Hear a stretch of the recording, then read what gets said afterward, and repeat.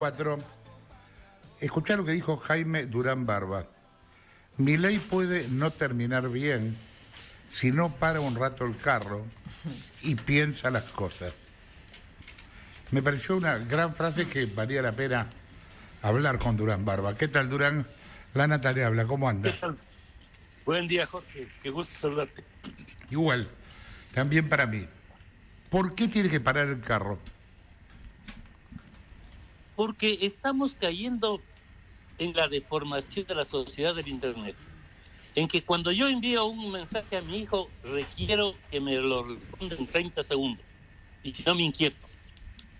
Muchos políticos de América Latina tienen la misma superficialidad.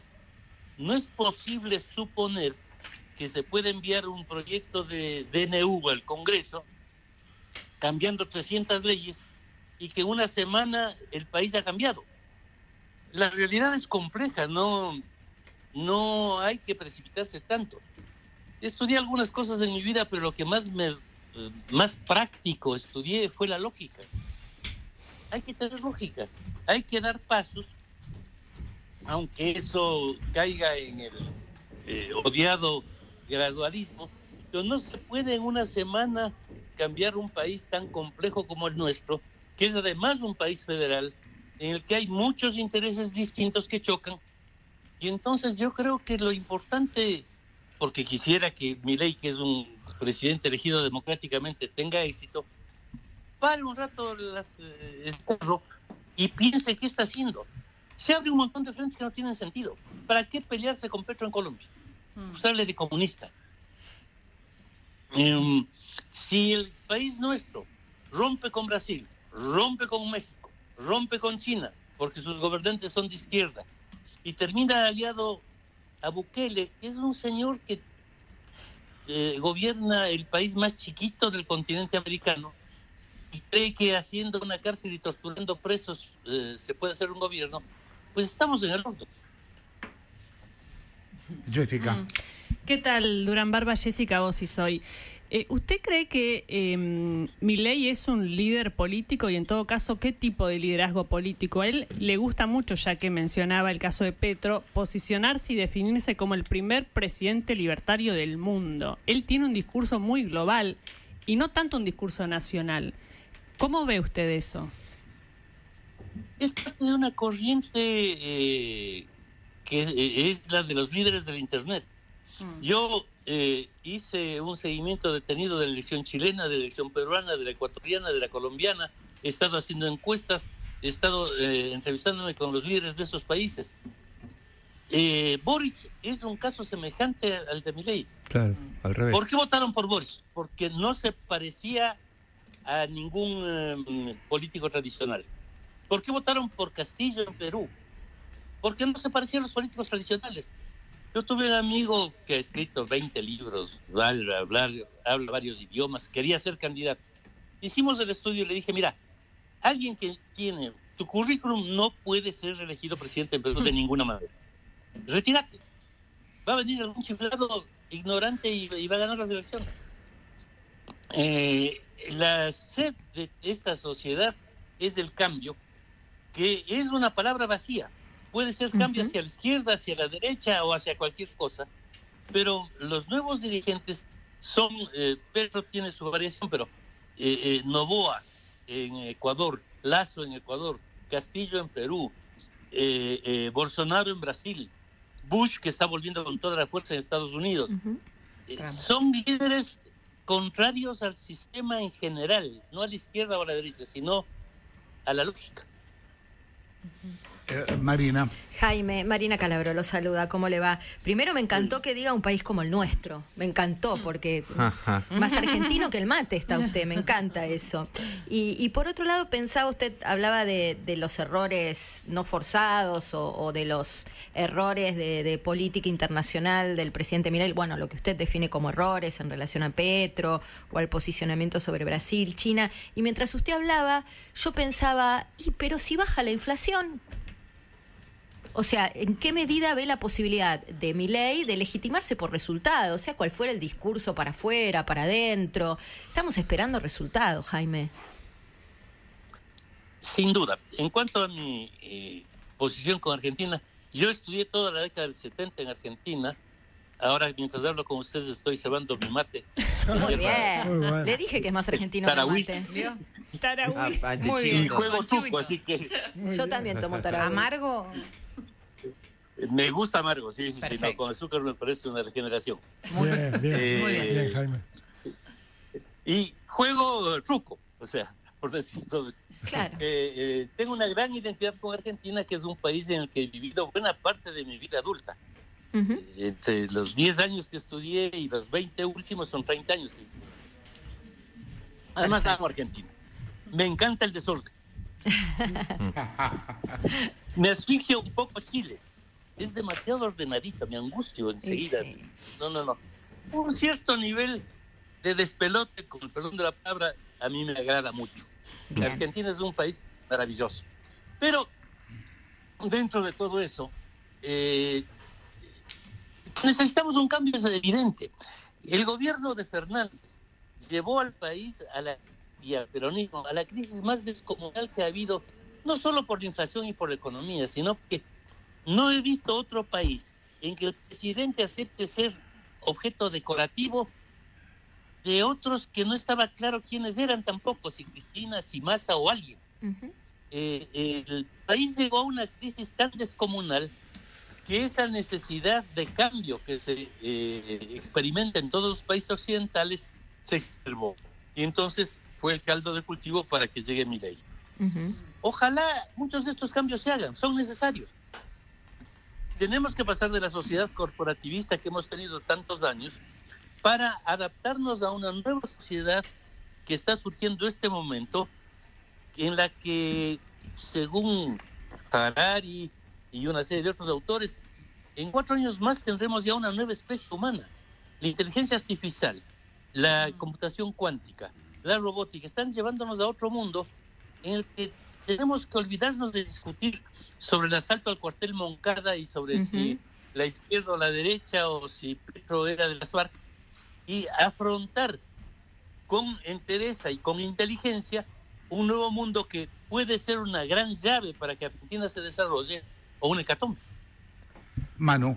Durán Barba, ¿qué tal? Manu Jove lo saluda. Le quiero preguntar particularmente por una persona que está rondando al presidente, y no es solamente una persona, en definitiva hablamos mucho de él aquí, que es Santiago Caputo, que es asesor presidencial, ahora formalmente nombrado, pero que se lo señala como Durán Barba Boy, digo porque se formó como consultor político con usted, entendemos, así como otras personas que también orbitan al gobierno sin cargo formal, como Rodrigo Lugones, Guillermo Garat, que trabaja en YPF, Derep o Diego Hampton.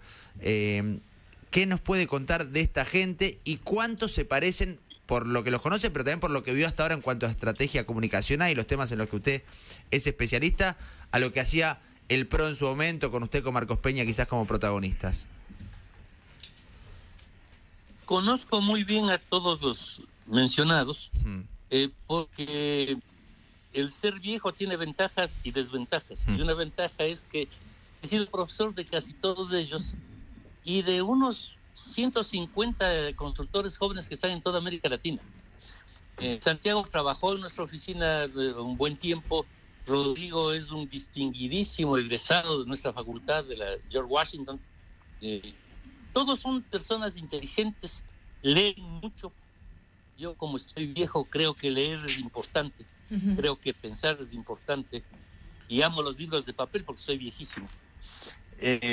Pero son gente preparada, estudia, tienen en su contra el no tener la experiencia, por ponerle un nombre, de Pichetto, que ha tenido tanta experiencia, ha manejado tanto la política. Pero es gente a la que conozco, me parecen preparados, me parecen honestos, y algo que en política yo siempre privilegio, ser buenas personas. Hay políticos con los que yo no trato porque me parecen malas gentes, y estos chicos son buenas personas. Ay, de un ejemplo, de un nombre. ¿De los malos? De los malos, Claro, por sí. supuesto. Uy, ahí tendríamos una lista bien grande en Argentina y en América Latina.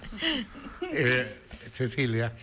¿Qué tal, Durán Barba? Cecilia Bouflet los saluda. Estamos hablando todo el tiempo de la centralidad del gobierno, obviamente, y es el eje de nuestra atención, pero como analista político, como consultor político, me interesaba su mirada sobre el peronismo y sobre la oposición, porque hasta acá, por lo menos a mi entender, hemos visto más críticas y voces y ruido desde la CGT, de los movimientos sociales, pero bastante en silencio y bastante cuidados tratando de preservarse, me parece a mí, al kirchnerismo, al peronismo, al último candidato presidencial del peronismo, por ejemplo. ¿Cómo piensa que se va a reconfigurar el peronismo en Argentina? Yo creo que el peronismo es un fenómeno muy argentino. Lo conozco bien porque yo fui de la Juventud Peronista cuando estuve en Mendoza. También cantaba mi general ¿Cuánto vales? Pero, ¿qué pasa? O se reconfiguró o ya está fuera de la historia. El velasquismo, el varguismo, etcétera, desapareció en el mundo. Y ya no hay ese tipo de caudillismos. El peronismo ha tenido una capacidad de cambiar enorme, porque, bueno, cuando yo era estudiante en Mendoza, estaba la Juventud de las Regionales y estaba la Juventud Lealtad. Los Montoneros y las 3A, todos dentro del peronismo. No hay otro movimiento que haya sido capaz de tener tanta variedad en su interno, pero actualmente eso ya se acabó. Estamos viviendo una sociedad desconcertante. Estuve hace poco en Stanford de una maravillosa reunión sobre la red y la política. La política antigua se acabó. Ya no podés conformar un comité de barrio para que los activistas vayan a fumar, conversar, a jugar truco y a distribuir folletos. La gente no fuma, la gente no lee folletos. Los pibes actuales juegan en la red, no juegan barajas. Es un mundo distinto el que estamos viviendo. O el peronismo se reconstruye, se repiensa radicalmente de otra manera, o está muerto. Yo creo que el kirchnerismo fue el que llevó al peronismo a su máxima crisis. Jessica. Sí, Jaime, quería preguntarte por Mauricio Macri y por el PRO. Porque uno escucha los discursos, por ejemplo, de la Cámara de Diputados y defienden más a este gobierno los del PRO que los de la Libertad Avanza en un punto. Y la pregunta es, viendo el sistema político, si Milei no se terminará comiendo al PRO y a Macri, ¿no? Porque hay un líder de ese espacio, con esas ideas, y me parece que el líder es el que ejerce el poder. Entonces, ¿qué futuro le augura al expresidente y al partido que creó en este contexto? Eso es muy importante. En los países presidencialistas no hay posibilidad de la bicefalía. Hay un presidente. Hay alguien a quien le eligen y que cree que es presidente. Milei además tiene un temperamento muy fuerte. Milei no es Alberto Fernández de ninguna manera. No. Él quiere ser presidente. Entonces, si Mauricio intenta cogobernar, lo que va a venir es un choque descomunal de dos estrellas en el que va a ganar quien es presidente de la República, que es Milei. Para mí el caso histórico más terrible que hubo es el del Álvaro Obregón, que quiso gobernar cuando fue presidente Plutarco Elías Calles, y cuando se reunió con el nuevo presidente y el gabinete, una reunión reservadísima solamente entre ellos, misteriosamente salió asesinado con 17 tiros de distintos calibres. Cuando un presidente quiere gobernar en el gobierno ajeno, le pasa eso. Claro. Fuerte el ejemplo. Sí. Ay, nos quedamos Durán. Estamos pensando en Macri. Marina. Sí, no, me dejó un poco impactada por esto. Y más allá del chiste, pensaba en el presidente Milei, ¿no? Y en las características de un sistema presidencialista como el nuestro. Bueno, de hecho usted apuntaba una. Y antes Jessica decía que hoy la base de sustentación de Milei está fuera de los aparatos, está como apoyado en, no sé si decir la gente, lo pongo entre comillas, pero en una porción de la ciudadanía donde todavía, ha corrido poco tiempo desde su asunción, tiene una imagen positiva y un apoyo por el hecho de que es un gobierno incipiente. Mi pregunta es, ¿cómo ve usted el clima social en este contexto y en qué medida cree que esos tiempos de la ciudadanía podrían acelerarse en contra de la aspiración de Milei de sustentarse allí? Es peligrosísimo sustentarse en eso. Es un tema que he estado estudiando mucho, lo he discutido con otros presidentes de América Latina. ¿Qué ocurre? La gente actual no tiene constancia. Claro. Cuando yo me encuentro con un amigo al que no he visto 10 años, antes de enviar saludos a su pareja le tengo que preguntar si todavía está casado con la misma. Claro. Porque cambiamos de pareja, cambiamos de todo. Cuando cumplí 15 años, mi padre me regaló una máquina de escribir Remington que me dure toda la vida. Ahora, cuando compro una computadora, sé que la voy a botar a la basura en 3 años. Todo cambia. Y la gente ya no es leal a nada. La gente es leal a sí mismo. Vivimos una sociedad fugaz, una sociedad lúdica, en que todo el mundo busca su propio placer. Y curiosamente, la gente se ha vuelto tremendamente fanática y efímera. Está fanáticamente con algo y mañana está fanáticamente con lo contrario. Le pasó mucho a un presidente que es una muy buena persona, además, es el presidente Boris en Chile. Ganó las elecciones. Hay que acabar con la constitución de Pinochet. Propuso una nueva constitución, perdió. Perdida esa, plantearon otra constitución más derechista que la de Pinochet, también perdió. Sí. La gente va de un lado a otro a una velocidad enorme. Entonces, si uno no tiene mucho cuidado en eso y cree, como en su momento creyó Mauricio, que el 31% que sacó cuando perdió era suyo, está equivocado. En un mes puede ser contrario. Las cosas varían mucho. La gente ya no cree en algunas cosas que estuvieron vigentes hasta el fin de la Guerra Fría. Las ideologías se acabaron. Antes uno era comunista desde el nacimiento hasta la muerte, y ahora es comunista un tiempo, libertario otro y peronista otro, y la cosa pasa así.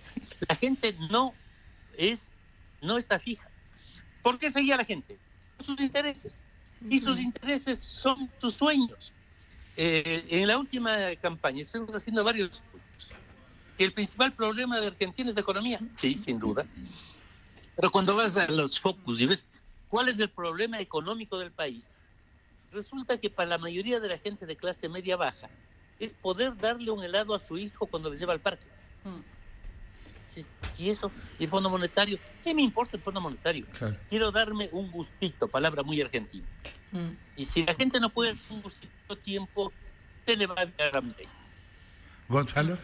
¿Cómo le va, Durán? No, yo pensaba recién lo que usted decía de Boric, que es algo que me dio vuelta que en estos días, que es que Boric sintió que tenía aval para tomar una determinación con respecto a la Constitución. Y por la contraria, Milei también siente que tiene un aval para ir para adelante con todo. Boric se estrelló y Milei, bueno, no sabemos qué pasará. La pregunta que le quiero hacer es si usted ve en Milei un presidente llamado a hacer historia, a refundar un país, si ve esas características en Milei, o ve un personaje que bueno, como Bolsonaro pasó, como Trump pasó y ahora hasta puede llegar a volver, pero ¿ve un estadista, una persona que va a refundar un país con sus ambiciones, o esas ambiciones acaso son un poco peligrosas? Yo creo que el concepto de estadista es complicado, ya está un poco anticuado con concepto. Creo que Milei, si para un rato, piensa un poco y tiene la capacidad de reflexionar, puede ser un presidente que haga un cambio enorme y pase a la historia por la puerta grande. Pero al caso de Boric, del que usted hablaba, yo le añadí a Castillo. Castillo, una persona que pensó que con una conferencia de prensa cambiaba Perú. Hizo una conferencia de prensa, disolvió el Congreso, derogó la Constitución, asumió los poderes sociales, y en la conferencia de prensa salió a la cárcel. Le tomaron de las orejas y le llevaron a la comisaría por loco. El presidente Lasso, amigo mío, en cuya campaña colaboré, creyó que podía cambiar el mundo. No pudo terminar el periodo. Petro, si no fuera porque la Constitución colombiana es dura, estaría ya caído. Es muy complicado. La gente reacciona de manera violenta en cualquier dirección. y no es muy predecible en qué dirección sale. Entonces, si Milei no toma en cuenta esas variables, no reflexiona, no tiene un equipo, y creo que con estos chicos que le rodean puede hacerlo, un equipo que investigue lo que la gente cree que pasa, puede tener problemas muy graves. Pero lo aconseja bien, hablaba antes de Santiago Caputo, dijo recién estos chicos que lo rodean. Santiago, digamos, son hijos, entre comillas, suyos. ¿Le están aconsejando bien? Yo creo que sí, que hacen lo que se puede, pero mira, en esto no hay genialidad posible. Claro. No hay ningún gran consultor que pueda saber lo que pasa. Hay que investigar a fondo, porque una cosa propia de la sociedad de la Internet es que los ciudadanos comunes son los principales emisores del mensaje. Hay que saber qué es lo que la gente piensa, porque lo que dice el presidente es oído por millones de personas que lo retean, como diríamos ahora, lo reformulan, y hay un tejido social complejo que hay que estudiar permanentemente, que hay que analizar con encuestas, con focus group, para comprender qué es lo que la gente redundante, qué es lo que la gente comprende. Recién vos decías lo que la gente cree que pasa, no lo que la gente ve que pasa. ¿Cuál es para vos esta diferencia? Que vivimos ficciones. Un tema interesante del libro de Harari, de Hombres de Dioses, de Animales de Dioses, es ese. En un artículo anterior en yo expuse claramente por qué la Navidad no tiene nada que ver con Jesús, absolutamente nada. Jesús nunca fue a Roma a celebrar su cumpleaños. La Navidad es una fiesta pagana. El sumo pontífice es un título que tuvo también Calígula, también Nerón. El sumo pontífice celebra la fiesta del Sol Invictus, y eso es de Navidad. Todo el mundo está convencido de que Jesús tenía que ver algo con eso. Jesús nunca tuvo nada que ver, pero es lo que creemos, y lo que creemos es lo que existe. Entonces, de alguna manera, la Navidad es el cumpleaños de Cristo, aunque Cristo no haya tenido nada que ver con el tema. Las creencias son las que mandan, Jorge. Muchos argentinos están convencidos de toda la historia de nuestra bandera y del gran imagen. Y ahora estuve en México, estuve en Morelia, viendo los retratos de la independencia mexicana, es celeste y blanco siempre, y con uniforme de oficial general de España. Y el rey de España usa la bandera argentina, y Guatemala, Nicaragua, todos tienen la bandera argentina, que no necesariamente fue creada por Belgrano. Es la bandera de la Orden de Carlos III para conseguir que se dé el dogma de la Inmaculada Concepción. Pero todos creemos en Belgrano y en el Monumento de la Bandera, y bueno, si creemos así también es, porque las creencias tienen una entidad. Durán, gracias por la comunicación. Un abrazo. Un abrazo, Jorge. Jaime Durán Barba, quien hablaba, consultor político, ex asesor de Mauricio Macri.